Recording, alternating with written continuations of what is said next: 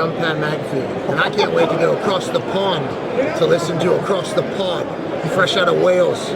Special stuff. Cheers. Hello everyone, Andy here, and here's what you can look forward to in today's episode. In today's episode, in Team Season Preview 12 out of 32, I was joined by Washington Commanders fan Jarleth Eaton as we look ahead to the team's upcoming season. Jarleth reveals one area of the team he's concerned about. And I do still think the secondary needs work. I ask Jarleth about quarterback Jayden Daniels returning from injury.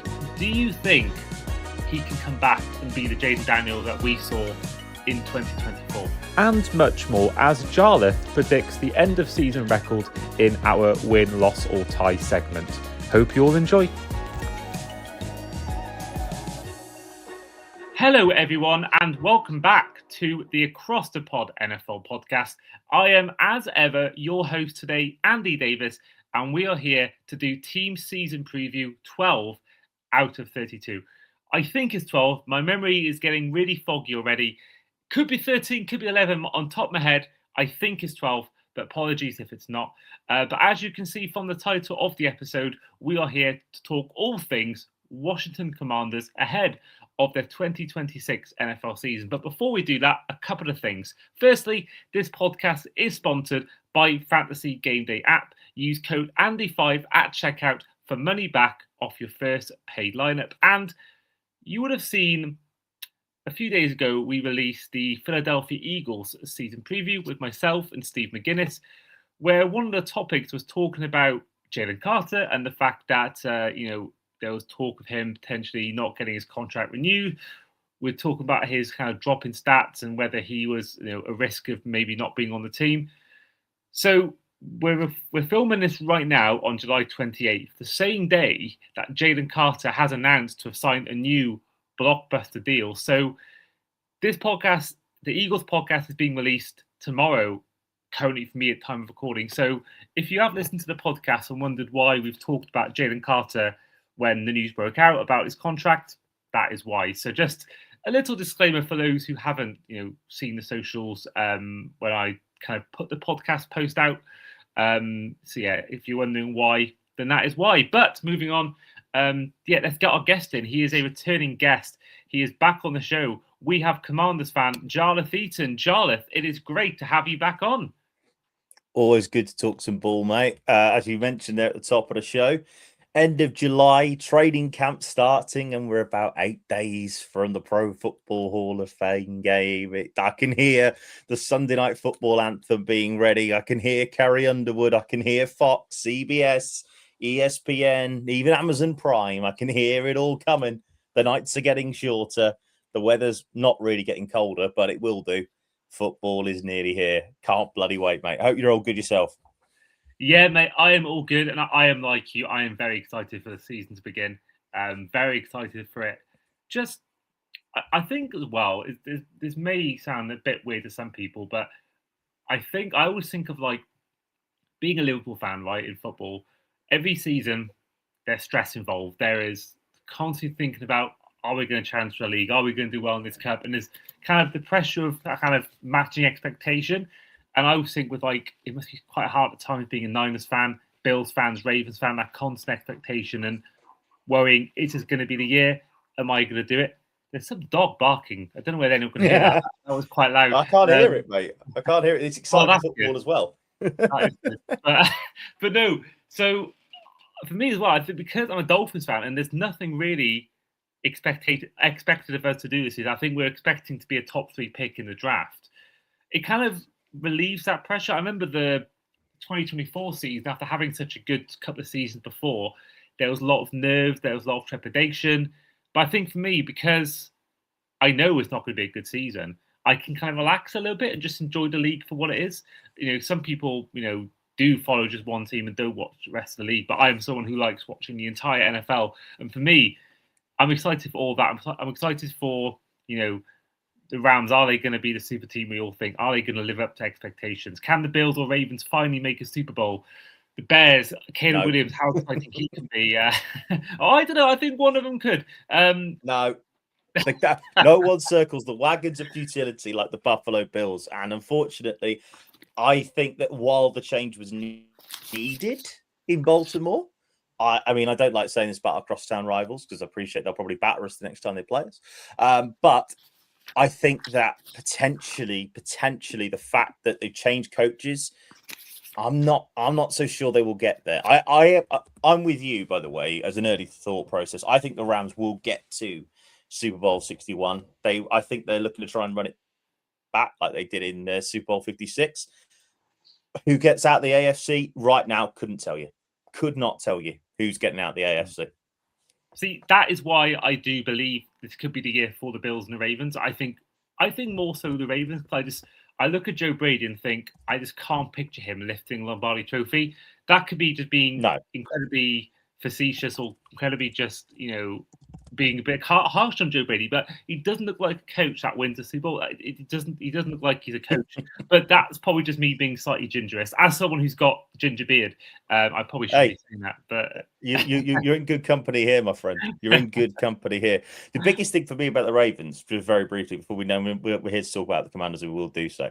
But the biggest thing for me is that I just don't rate Jesse Minter as a coach. Like for the Chargers, I didn't think he was that good defensively. There's a lot of problems with the Chargers in the last few years. Most of them on Justin Herbert turning into Peyton Manning in the playoffs most of the time.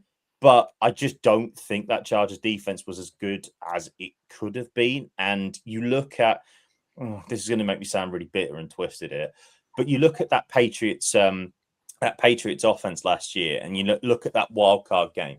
I didn't think the Patriots were any good. I still cannot quite believe they made the Super Bowl. But in that game against the Chargers, I didn't think that the Chargers put up a good fight defensively. I really didn't. And so I'm not so sure why Jesse Minter has got the head coaching role at the Baltimore Ravens. Clip this up, by the way, because when they get there, probably, and they win it, then that'll make me look like a complete idiot. But yeah, why not? Why not? See, the Ravens are, I said it before, they are my pick to win the AFC, just because I do think there's a little gap opening for the AFC. And you mentioned Peyton Manning. He got his chance eventually. I just think that for the Ravens, their biggest thing has always been kind of the defense letting them down. I mean, there's been games where Lamar Jackson's guided them to 30 points and they've lost games. And I just feel like they need someone defensive-minded. I think sometimes, as Arne Slot found out at Liverpool, all you need is a fresh voice sometimes as a new coach, and that can sometimes be the difference. So I think this team's like the Bengals. That could be a dark horse. They bolster their defense. All 5 offensive linemen are returning to the team. I think the Ravens are absolutely in with a shout.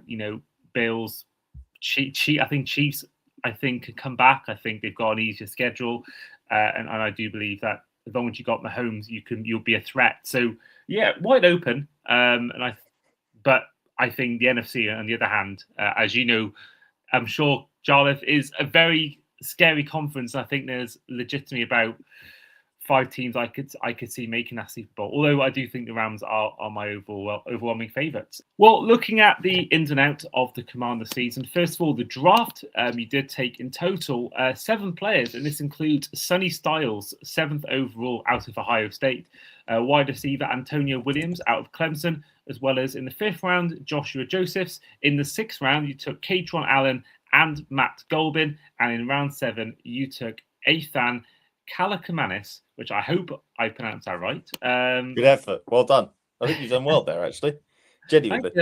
I'm not very good at sometimes pronouncing names, so that for me is a big step. But players coming in include the likes of Odafe Owa, Clavon Chasen, Leo Chenal, Amik Robinson, Nick Cross, Rasul Douglas. We've got Rashad White. We've got Chig Okonkwo, Traylon Burks has come back, Van Jefferson, as well as Jake Moody. And then also, if you're looking at the out of the Commanders, this includes the likes of Austin Eckler, Zach Ertz, Bobby Wagner, who was your man of the year last year. This one I'm definitely going to butcher. Tyler Biatz, Debo Samuel, Noah Brown, Marshawn Lattimore, Noah Igbenogamy, Jonathan Jones, as well as Von Miller, Jaden Holmes, and Chase Edmonds. Jarleth, for you, your take on what has been, there's a lot of players I just mentioned then, A very busy off-season for your team. We'll start with the outs a little bit. By the way, it's Tyler Biadish, just so for your information. Anyway, that I only know that really watching that many Commander stuff and listening to my Commanders pod. Look, going back to, first of all, Austin Eckler, right? When he went down, we kind of knew he was done, right? Like, it was a horrendous injury, and he was great for us in the playoffs in 2025, and he was excellent as a change of pace back as well as a pass catching running back. So that I am going to miss. I'm going to miss Zach Ertz because he was basically Jayden Daniels' safety blanket for the majority of the 2024 season. He would have been in 2025 had Jayden actually been able to stay healthy. But that's another issue. Debo as well. I'm disappointed that with the way that it worked out for Debo Samuel, because he could have been so much more, and it didn't. And he very rarely delivered. Chris Rodriguez as well. Big loss from the running side of things as well. Again, you look at the ins. Obviously, the big thing here is I actually quite like the signing of Rashad White as a little power-based running back. I like that. I think that's a really nice pickup. Jeremy McNichols as well coming back is always really helpful. I think a huge and underrated moment of this is De'Ami Brown coming back, because he was here for 4 years. Then he went to Jacksonville last year, and you see the Jags were a very, very good side. De'Ami Brown is a perfect number 2 for Terry, because Terry will take at least 2 men most of the time. He'll get double covered.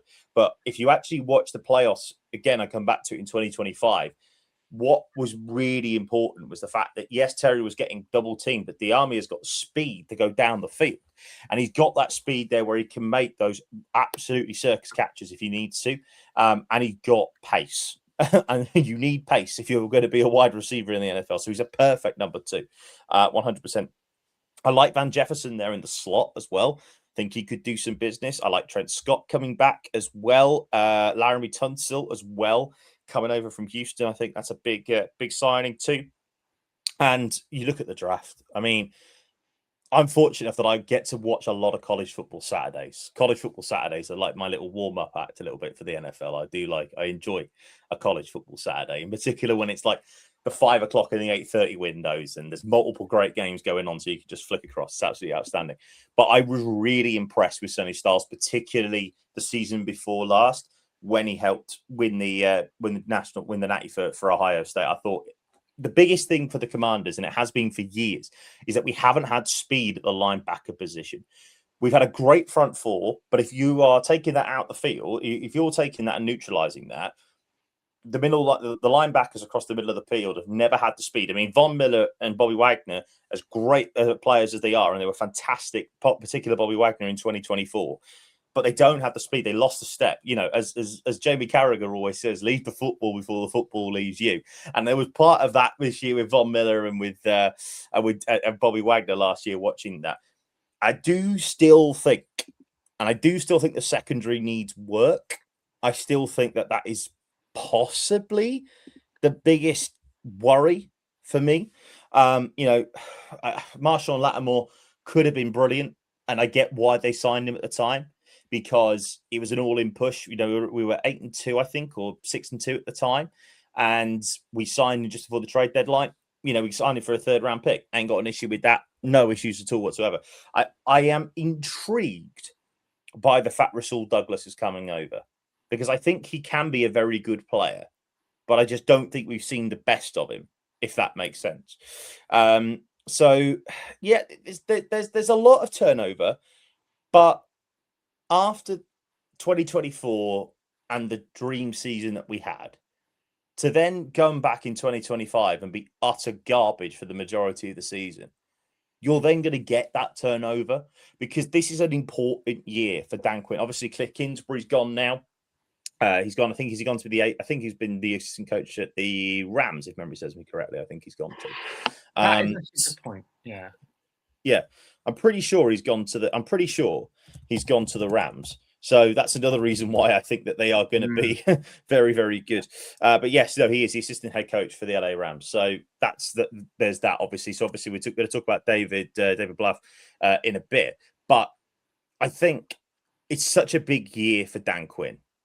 2 new coordinators coming in as well. Brand new DC coming in as well for Washington.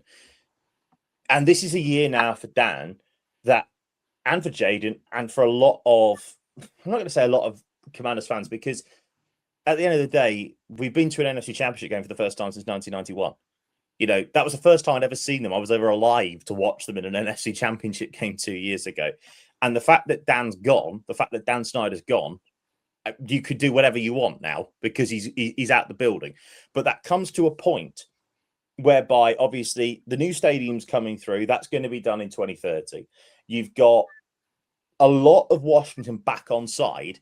This is in a very important year because year 3 of a project, you've had one great year, one crap year. This is an important year. And the fact that there's a lot of turnover there, I actually think we're going to see a lot of the first teamers probably play a couple of the preseason games, at least a couple of drives, in each game, maybe even a half in the final game of the preseason, because they haven't had time. They haven't had time to training camps all well and good and very lovely, but it doesn't replicate any sort of game time. And yes, preseason is nowhere near as quick as the regular season, but I do think that this is a very important year. There's a lot of turnover. There's a lot of change happening in the organization anyway. And I can see why there's been a hell of a lot of a roster turnover as well. Because final point on this is that last year, a lot of it was, we just reached an NFC Championship game with this core. We'll just run it back. We'll go for it. But obviously, a lot of them were one-year vets coming in. And the following year, they'd lost a step. And no disrespect, Zach Ertz, one of the best tight ends, I think, ever. Really, I do. I think he's an absolutely outstanding player. Same with Austin Eckler, brilliant running back. Bobby Wagner, Hall of Famer. Von Miller, Hall of Famer, right? But there comes a time where you have to move on. So a lot of it was, we've got this now. With this call, we'll just run it back. And it didn't work. And that's fine. But this is an important year now to try and make a stand and to make a stamp on what is, I'm still going to say this is probably the second toughest division in football, only behind the West of the NFC. I really do. We were saying this in one of the previous podcasts on these season previews was, I generally think that we could see 3 teams in this division have double-digit wins. And I think you could see a team finish third with 10 wins and miss the playoffs. I think the Eagles are going to be there. I think their roster's too good to not be, at least in the playoffs as a winner of the division or wild card. And I think the Cowboys have got a good team. They've drafted well. And I think they'll be a contender to win that division. And I think the Giants with John Harbaugh, I've said this many times in the last few months, whilst I don't think Scatterboo and Dart are going to be in the league in 5 years, I think wise, I think they're going to, do really well. And I think you keep them two neighbours on the field, which is a big if because they've had issues last year and they don't seem to be learning their lessons or exhibit a, Scatterboo's backflip. I think they could be a team that could be a little bit of a dark horse in next year. So I think the Commanders add in as well. I mean, you've got a guy we can talk about in a second, Daniels, who we've seen who can be electric on his day. I think it's a team that I think can also cause problems. But I think the problem you're going to have, like, some teams, well, I think no more so in this division, is that you're just going to be in the tough division. It's going to be so hard to have a repeat of what he did 2 years ago, mainly because it's just such a hard division and you could generally finish 4th in your division and have just either the same or just 1 win less than maybe some division winners in the 2 South division. So that division as well is going to make it all that bit much more tougher as well. I think a key thing here is that, and this isn't me trying to have sour grapes because everybody plays everybody every 4 years. I get that. But obviously, the year that we went to the playoffs, I think, if memory serves me correctly, we had the NFC South on our schedule. Jayden's opening game was at Tampa Bay. If he ever gets to the Hall of Fame, if Jayden ever gets to the Hall of Fame, we'll always love the fact his first pass was a backwards pass that went out for a fumble. Never forget that. But this year, we've got the AFC South, which I still think is a very tough division. The Colts fell away a little bit, but the Texans are still unbelievable on defense, and I still really rate them. Jacksonville last year made the playoffs as well, won the division. We got them week 17, and I'm going. Can't wait. Heading over to Trevor Bank. Can't wait for that. A lovely little trip in January to Jacksonville. Here we go. You know, a bit of sunshine. Love it. But also the key thing here is that we've got the NFC West on the docket. You know, we've got the defending Super Bowl champions, the presumed Super Bowl favorites, but not just by you, Andy, but by everybody, you know, in the LA Rams, the Arizona Cardinals, who fucking knows what's going to happen there, but also the San Francisco 49ers, you know, who are perennially always in the playoffs. So those at least 3, possibly even 4 tough games that we've got on the schedule, not to withstand the NFC East, which is, you can have any sort of combination happens in the NFC. It's the wildest division in football, you know. So it's going to be a very, very, very tough season, 100%.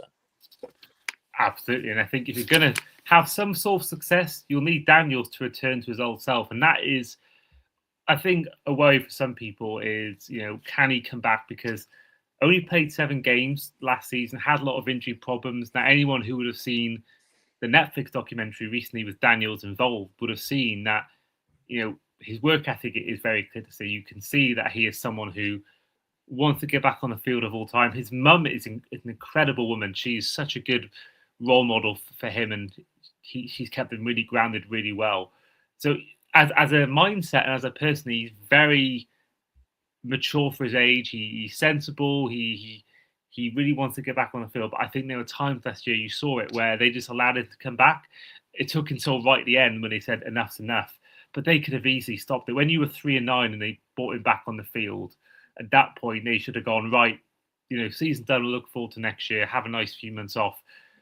But he came back on the field, got injured again. And there's just that worry that we all know what happened with a previous Commanders quarterback, RG3, after himself a great rookie year. Do you think he can come back and be the Jayden Daniels that we saw in 2024? No, but also yes. I'll explain that one. I know it's very much sitting on the fence. So there's game film on him now, right? There's game film on him. And he was possibly the most prepared rookie of all time, you know, because he'd played about 15,000 years in college, going, you know, through Arizona and then going over to LSU and doing what he did. And he was the pick. Like, I know Caleb's there at number 1. He's very similar to Daniels. Had a crap 2024, new head coach in 2025, and now he's gone off. By the way, as a side note, it's always quite interesting this. So last year, obviously, 2 years ago, we had the Hail Mary, you know, Mary in Washington, in Landover, the miracle in Maryland, where we beat the Bears in that Hail Mary, and then we went on and the Bears completely collapsed. Last year was the other way around. Daniels fumbled the ball when we had the ball. We had the game won, 3rd and 3, fumbled the ball. Chicago go back up the field, kick the field goal. We win 1 game more all season, and Chicago go and do what they did and get to the NFC divisional round. So, thankfully, I don't think, if memory serves me correctly, I'm just looking through the schedule here. I don't think we've got the Bears on the docket, which is fabulous. So the long and short of it is that there's game film on Daniels now, and one of the big things that we had in the rookie season in 2024 was we always had the quarterback sweep, right? Where he would always either fake the handoff to the running back if there was a room at the middle, or he'd take the ball on the sweep and go out to the right. And if you needed 2, he'd get 3. If you needed 3, he'd get 4, and so on and so on. We had that play. Last year, we didn't have that. And there was a lot more game film on him there. There was a lot more pressure into the middle, trying to make him feel the heat. And the offensive line wasn't good enough in order to get it done. So I think that there's a capability there, but also I think that you look at as well in 2025, they took away the safety blankets. You know, De'Ami Brown wasn't there. There was another couple as well that escaped me that didn't come back for 2025. The safety blankets that were there, you know, John Bates wasn't used anywhere near enough for me. But, you know, they took away Zach Ertz. They took away, you know, the slant over the middle, like I was saying, with De'Ami Brown, and it just wasn't there. The Yavs obviously got Terry McLaurin. But I think the key thing here, and this is the bit that will always really wind me up, was that game against Seattle. Like, what are we doing? 38-7, I think it was, or 31-7 at that point, and we're putting him in? Why? It made no sense. It literally made no sense whatsoever. So and I know Dan then at the time said, "Oh yeah, we'd have brought him out after the next drive." The game's done. The game's won for them. Why are we risking the franchise at that point? I do think he has to be a lot more mobile at the pocket, but that means then you've got to be able to work on the fact that there's going to be a spy on you all the time. I also think that he has to be getting the ball out quicker. You can't just wait 4 seconds every time and just hope and pray. It's not Terry's down there somewhere or, over the middle to Diami. There's got to be a lot more quicker pace. There has to be a lot more mixing up of the plays. There has to be a lot more trying to run the rock and trying to get that ball moving. So that way then you can then use the play action, which Daniels is very good at. So there has to be more of an established run game because there wasn't that much last year. So that it's very much up in the air. If I was a betting man, and I'm not, as you know, but if I was a betting man, I would say we are going to see a sort of more 2024, but not 2024 than 2025. I'm going to say that I think he will probably play about 15 of the 17 games this season. There might be a couple where he's out. But if I was a betting man, but like you said though, mate, if Washington want to be relevant this season, the whole thing goes through Jayden Daniels. I'm wearing my Jayden Daniels black shirt tonight to do this recording. So the whole thing goes through Jayden. And I'm just hoping and praying above hope that we don't have another RG3 on our hands. Because that 2012 season was the best season. And yes, we made the championship game a couple of seasons ago, but that 2012 season was the first season I ever had hope as a Washington fan. Because that was the first time I'd seen them win the NFC East ever. So I'm just hoping and praying that it's not the same again. Because we haven't won a division title since 2020. Times are ticking. And I don't think it will be this year, by the way. I really don't. But yeah, there's a lot of question marks for Washington coming in this year, I think. Well, one thing I will say, you said about 2020 was the last time your team won the division. Try 2008. Yeah, that's a fair point, mate. That's a fair point. But you did beat us in the game that mattered last year. Oh, in yeah. the game nobody wanted to watch us. Nobody wanted to watch that. You know what? That game for me, I should have worn the t-shirt I have from that game. I should have worn it because I've tried to wear some t-shirts based on the team. Like I wore a Cleveland Cavaliers t-shirt on for the Browns one. I tried to do that with some teams. A San Francisco t-shirt when I had the 49ers one. But that game for me always is quite a special game for me. My first game seeing the Dolphins win, being to 8 games before that. Or was it 7 games? Yeah, sorry, 7 games before that. All of them losses.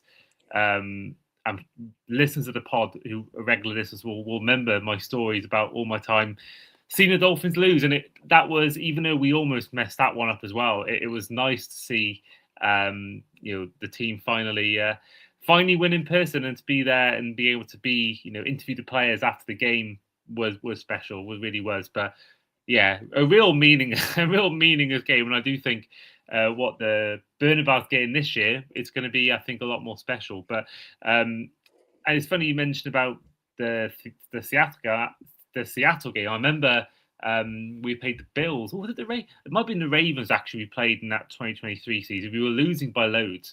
And we kept Bradley Chubb in, and he got injured, and then never quite.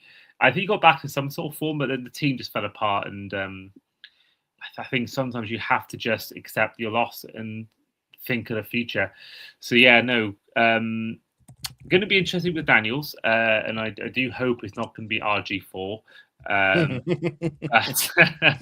I think he might be being dealt a tough hand here, and I think, because he started off so well, he's always going to have that season to compare with. I think if he had the bad season and then the good season, it might be a lot better. But of course, he's got a new offensive coordinator, David Blough, which crazy how time flies. He was, undrafted. He joined the league in as a player in 2019, and he's already a coach.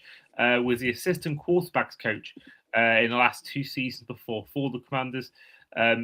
I believe he might have been on a Hard Knocks, I think he's a big feature of Hard Knocks. And I want to say his girlfriend was part of the Olympics or part of something. And it was featured on Hard Knocks. It might be the Lions hard knocking, maybe 2021. Either way, this is the guy who is having his first chance as an offensive coordinator. But already knows Daniels through being a quarterbacks coach already in the team. We talked about Sean Mannion and Jalen Hurts in the Eagles podcast. What are you expecting out of his Blough's relationship with Daniels? Are you expecting them to mesh, or are you worried? Not worried per se, because obviously, as you mentioned, it's not like he's a brand new coordinator coming into the league. A brand new coach, I should say, coming into the league, because he's a new coordinator. Because as well, the problem with Cliff was that the Cliff, the second half Cliff was the thing. He got far too defensive early on. So even in the run in 2024, there were moments in the second half where he didn't take the ball by the horns. And then last year, I just didn't rate what he was doing with the offense, and it just made sense for him to bugger off. And he had his chance of it did, and it made sense for him to have a complete clean house. But I could understand why Josh Harris kept Dan Quinn in there for some sort of continuity, because he's had one good season, he's had one bad season, right? Here's your chance to prove it, mate. Come on. So I'm not concerned. I think that, he wasn't the greatest of quarterbacks, but, not necessarily the greatest players sometimes make the greatest coaches. You look at Sean McVay, for example. He wasn't necessarily the greatest of players, but you think that he's an absolutely outstanding coach and probably one to go into broadcasting. Same, with Mike Tomlin, John Harbaugh, even Belichick. The list goes on, And then obviously as well on the other side of the ball too, we've got now Dante Jones, who is a brand new coordinator coming into the league on the defensive side of the ball. He worked with the Minnesota Vikings for a little while. He was defensive backs coach, and now he's been promoted and now got an opportunity to join as DC. So there is a new offensive style and a new defensive style, which may be quite helpful for the Commanders, because you looked at what happened last year. Both offensively and defensively, they were worked out pretty quickly because they got game film on them, and look what happened. There was no real adjustment. So maybe a new defensive and offensive coordinator can help us into a position of strength a little bit. I won't go through what I think the record's going to be, because I know we're going to do that at the end. But quietly confident. I love that. And we may as well go into it now. Let's head on to our final segment, which is win, loss, or tie. So week one is a game against the Philadelphia Eagles and a team of your good friend Cam McFarlane. Oh, don't talk about him. I have to see him enough over the bloody summer. I'm going to see him as well. Week one preview with you, aren't I? Yeah, can't wait. For that. Yeah, we always try and get guests on, two guests who got teams playing each other, and when they're mates off camera, it does help. So the plan is to get you and Cam on to preview or the whole of the NFL that week, but particularly Eagles against Commanders. Mates is a very dodgy term. Acquaintances. No, to be fair, no, I always love speaking to him, especially when Philly get absolutely battered. It's always good fun. I think this actually might be the first time you've come on the show without Cam. It's like having Ant without Deck.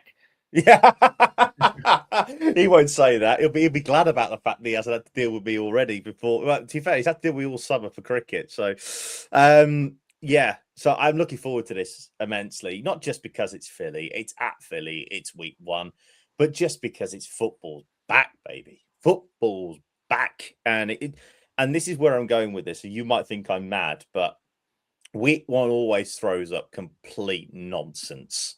There's always those couple of results that you go, hey? And this is one of them. W on the road. We always play well in Philly. No matter what happens, we always play well in Philly. I know we didn't do well in the NFC Championship game, but we really pull it out of fire. And I think, and here's a big thing, and Cam will kill me for this, but I'm going to say it anyway. By the end of the season, Nick Sirianni's gone. He'll be gone. That's a hot take. He's got to go, Franksy. He's got to go. He's the reason why Philly, obviously, their offensive coordinator last year was terrible, but I think he's another reason why Philly are losing games. I really do. But yeah, end of the season, because I think they missed the playoffs. He's gone. See, I find it hard to truly criticise Sirianni because he's guided them to 2 Super Bowls, almost won one, and won the other convincingly. Won the division last year, the first team in 20 years to retain the division in your division. I think, a bit like Hurts, I think he's incredibly disrespected. And I think that, I yeah, agree with that with Hurts, 100%. Yeah. Agree with that. Sorry, mate. But yeah, I agree with that 100%. I think Hurts is a dog. I think he turns up in the big moments. I quite like it. Week 2, though, you're staying on the road and staying with a division rival. You've gone from the Eagles in week 1 to the Cowboys in week 2 at AT&T Stadium. Jarleth, win, lose, or tie? I would love to say that we get a W here, but in Dallas, we very rarely win unless it's Thanksgiving. Take the L. We'll split the first 2 weeks 1-1. Cool, blimey, this is some tough start to the season. Week 3, you've got the Seahawks at home. Easiest call of the year. L. They're still very, very good. But yeah, it's a shame, really. But I'm quite glad we got this game out the way. So, good. And I want to shout out as well to previous guest on the show, Michael McQuaid, who is currently, well, at the time of recording, he's been out in Seattle and San Francisco, and he's been at both those teams' practice sessions and training camps. So, he's living the life we all want. And, if he is listening, if you are listening, Michael, then, we all love the content that you're doing. Week 4 is a trip across the pond as you host the Indianapolis Colts at the Tottenham Hotspur Stadium, the first London game of the season. And it's also the first time that we've been a host of a NFL international game, which is very, very good. This is a must-win already, really, if my predictions are correct. I think we just about pull it off. However, this is the easiest under bet of the entire season. Any London game, you know the rule. A London game goes under every single time. Back it, it's going to be. But we'll just about squeak a win. Well, week 5, you're heading back to America, and you're hosting the New York Giants. Another must-win game. I think we just about come out on top here. Another win, just about. Well, week 6, you're back with the NFC West as you're traveling to San Francisco and taking on the 49ers. I think I would love to say this is a win. I'd love to. Can I bring myself? No, I can't. No, 3-3 after week 6.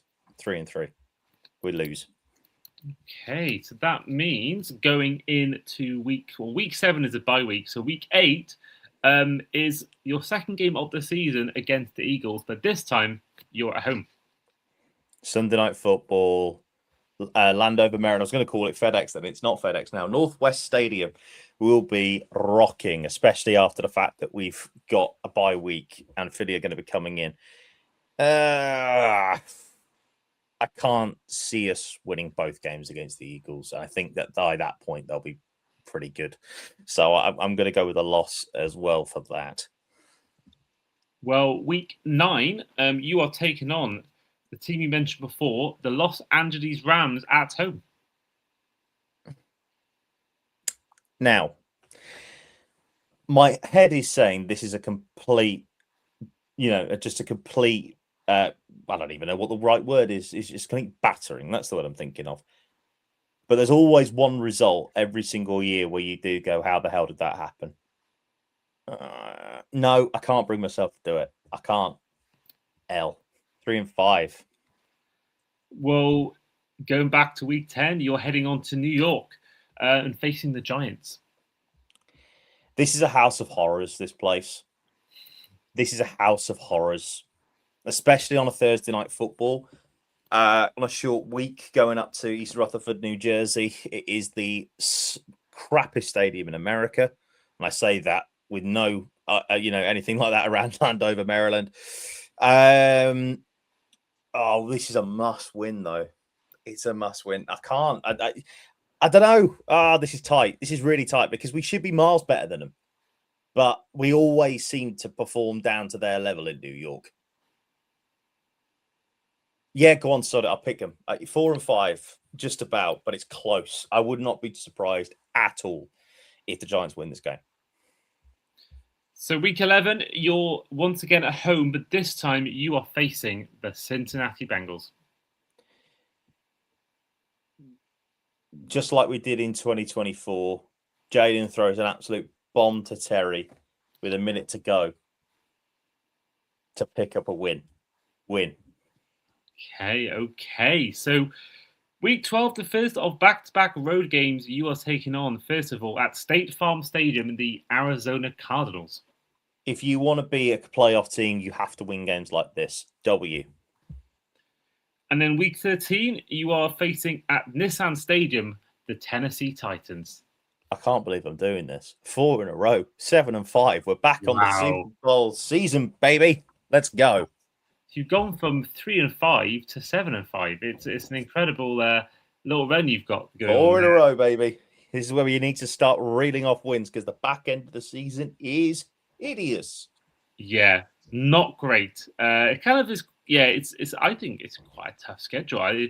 It's not an easy schedule at all. Week 14, you are back at home, and this time you are taking on the Houston Texans.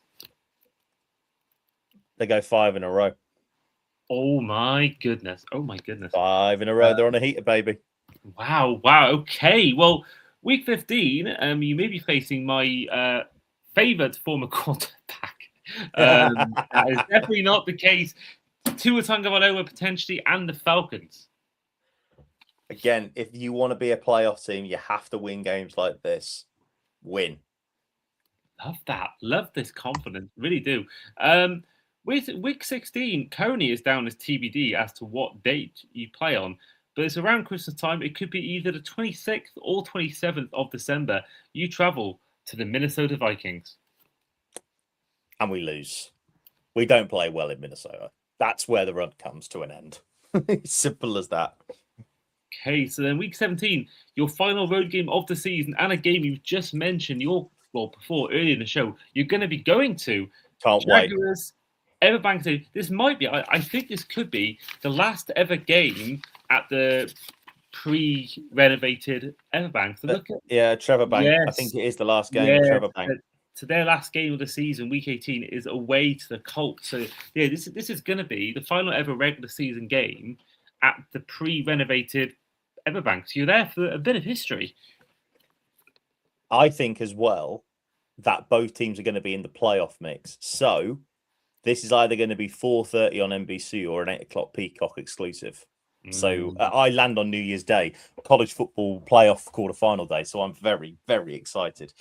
I want to say we win, but as you mentioned, I think that I think that the history of Jacksonville winning this before Trevor Bank gets renovated. Nah, go on, sod it. I think we do it. Go on, we win.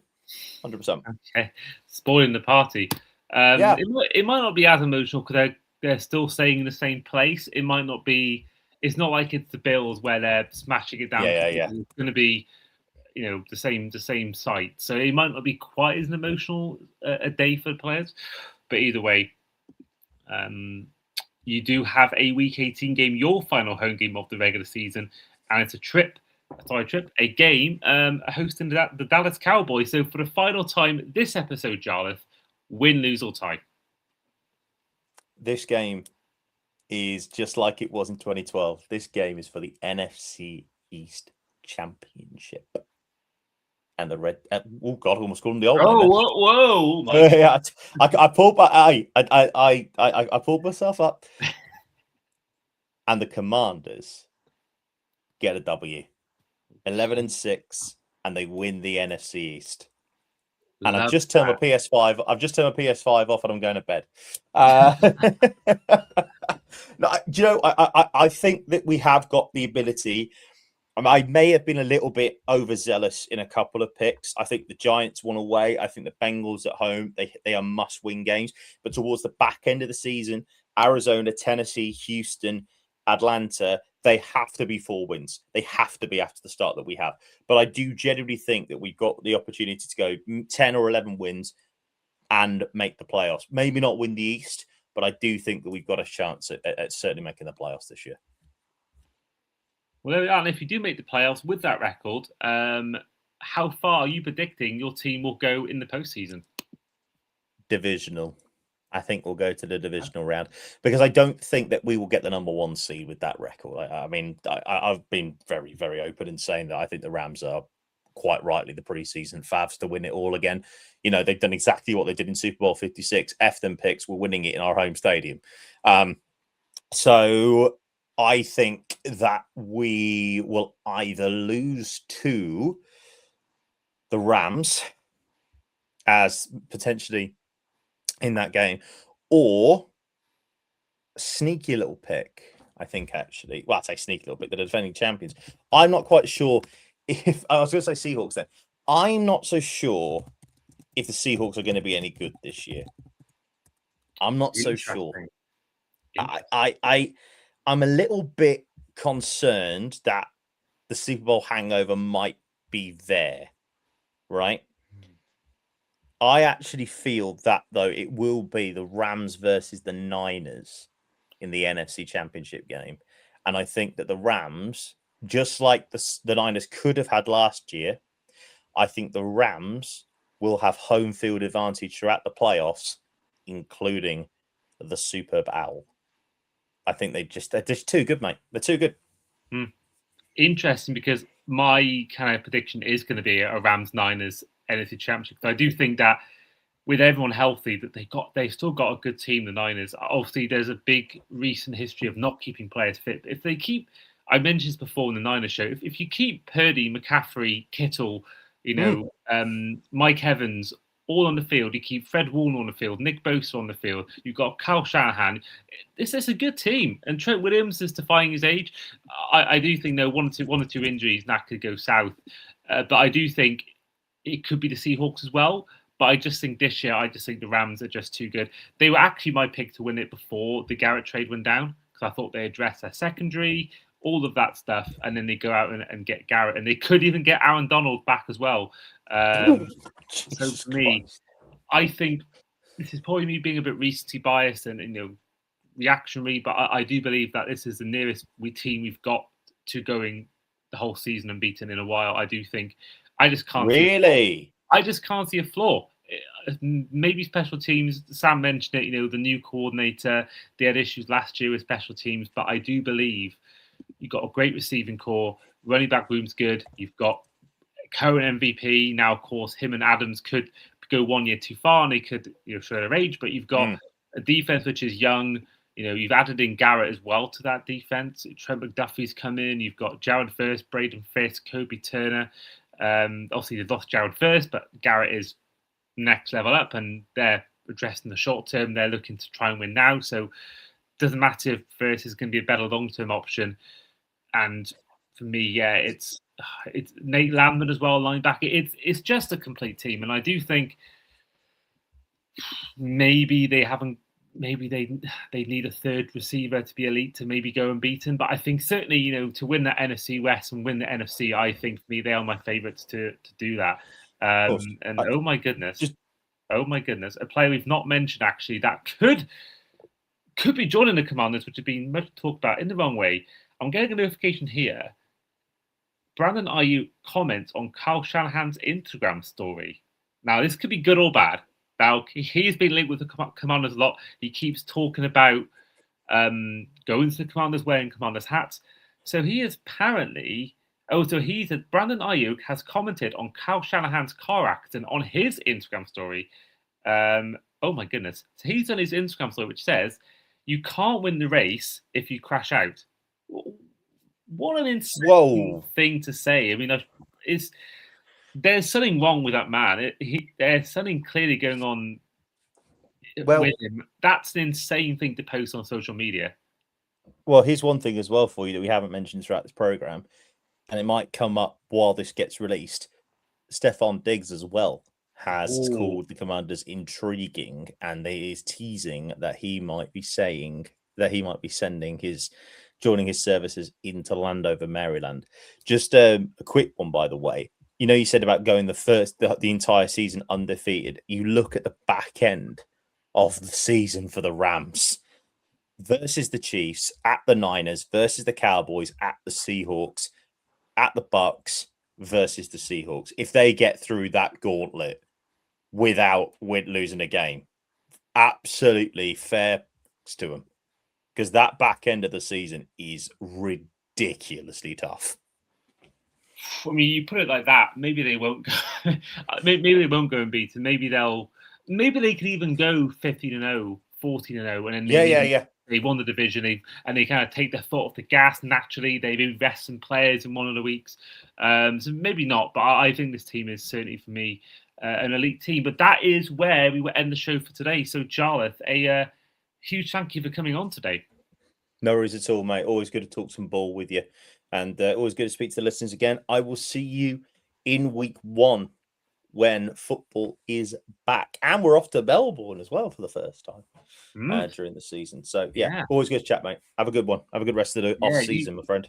You too, mate. You too. And don't forget, if you are listening to this podcast and you like cricket, head over to Jarleth's podcast he does with Cam called White Noise Cricket. They've done so much stuff in the summer, attending cricket games, working in the presses. Jarleth as well has done some great content recently regarding his commentary work. So do check out. I will put all the links to these in the description to the episode. But in the meantime, this has been the Across the Pod NFL podcast, team season preview 12 out of 32, focusing on the Washington Commanders. I have been, as ever, your host today, Andy Davis, with our guest in Commanders fan, Jarleth Eaton. And we'll see you guys for our next team season preview. See you then. Take care.